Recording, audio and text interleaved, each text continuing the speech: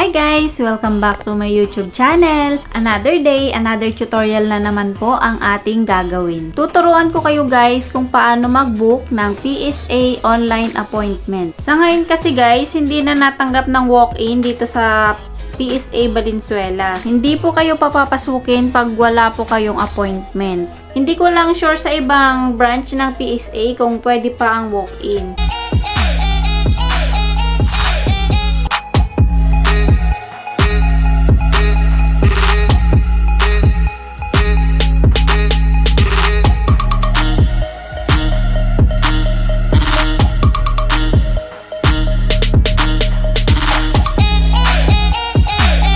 Open natin yung ating Google app. Search natin ang PSA appointment. Click natin yung PSA online appointment system. Click natin tong Civil Registration Service Appointment System. Welcome to the PSA online appointment system. So, nakalagay dyan guys yung step 1 hanggang step 7 kung paano kumuha ng appointment sa PSA. Step 1, pili lang kayo ng location kung saan nyo gusto kumuha ng PSA. Then, step 2, kailangan nyong ilagay yung inyong information tulad ng inyong pangalan, email address, at mobile number. Step 3, piliin nyo lang kung anong certificate ang kukuhanin nyo. Kung ito ba birth certificate, marriage certificate, death certificate, o kaya Senomar. So, sa step 4 naman, pili lang kayo ng date kung kailan nyo gusto pumunta sa PSA. Then, step 5, check nyo na lang yung mga details na nilagay nyo.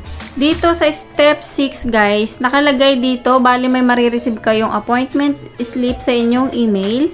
And then, isave nyo lang siya, tapos i-print nyo po. Kailangan pag print nyo guys, kasama po yung QR code. Dahil yun po yung ipapakita nyo pag nagpunta po kayo sa PSA. Step 7, kailangan nyong pumunta on time sa PSA kung saan kayo nag-book. Scroll up nyo lang guys, and then basahin nyo na lang yung nakalagay dyan. Click natin tong I agree.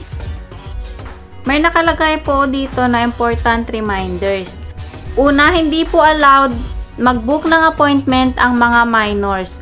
So number 2, kung hindi po sa inyo yung kukuhanin yung PSA, kailangan po meron kayong authorization at saka valid ID nung nagpapakuha sa inyo. And syempre, kailangan nyo din po yung kanilang details.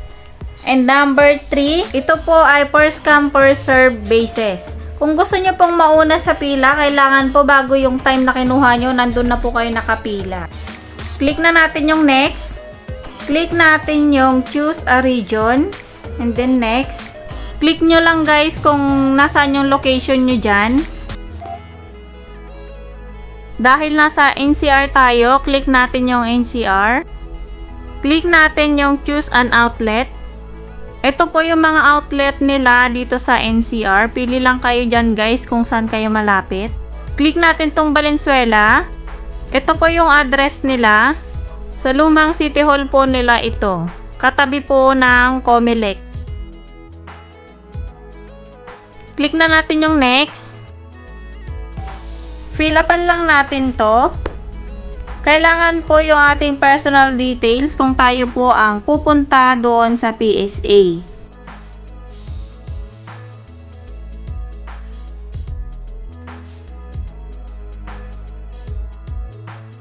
Pag okay na, click lang natin yung maliit na box and then next. So dito guys, may marireceive kayo na verification code sa inyong email. Check nyo na lang yung email nyo.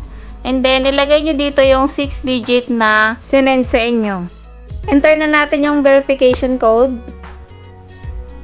And then, click yung verify. Click natin yung certificate type.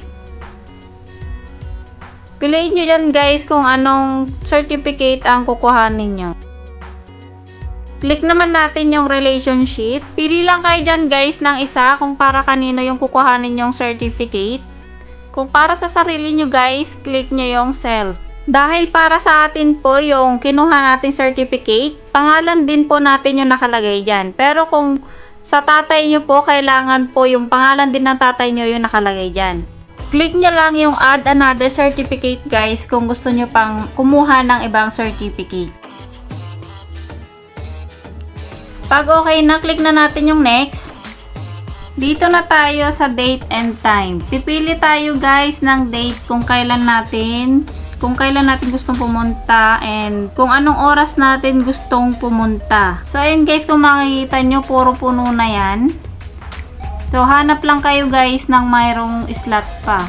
Kailangan po yung oras na pipiliin natin dyan, makarating tayo on time doon sa outlet na pinili natin. Kaya kung matraffic po doon sa lugar ninyo, huwag po kayong kukuha ng oras na alanganin. Mas okay po yung may allowance para hindi po kayo malate sa inyong appointment.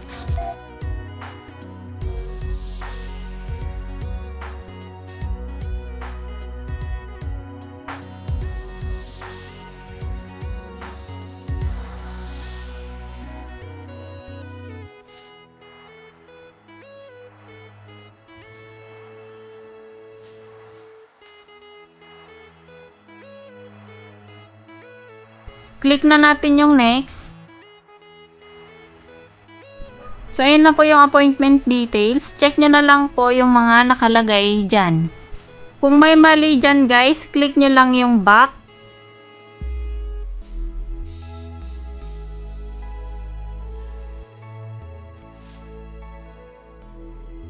Pag okay na, click nyo lang yung confirm. And then, lalabas na po dyan yung inyong appointment slip.